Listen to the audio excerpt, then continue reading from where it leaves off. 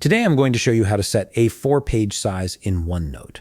This is particularly useful when you need to maintain consistent formatting for printing or sharing your notes in a standard document size. Let's walk through the process step by step. Start by opening your Microsoft OneNote app and load into your notebook. Once you're in, you'll see your workspace where all your notes and sections are displayed. Make sure your notebook has fully loaded before proceeding to the next step. This ensures that any changes you make will be properly applied and saved. Now, to set the A4 page size in OneNote, the process is pretty straightforward. Look at the top part of your screen where all the Microsoft OneNote tools and menu options are located. You'll see several tabs like Home, Insert, Draw, and others. From these options, click on View.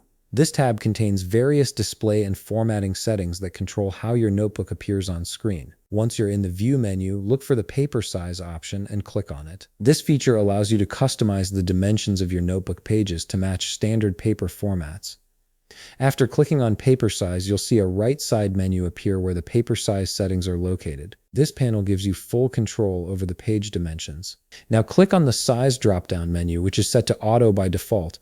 Auto-sizing means OneNote automatically adjusts the page based on your content, but for specific formatting needs, you'll want to set a fixed size. From the drop-down list, change the setting to A4. As soon as you select this option, you'll immediately notice the changes on your notebook page.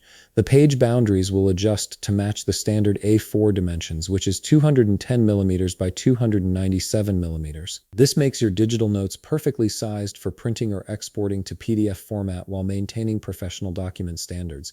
And that's it. You've successfully set your OneNote page to a 4 size, giving you better control over your document formatting and ensuring your notes are print ready whenever you need them. If you found this video helpful, please leave a like, subscribe, and see you in the next video.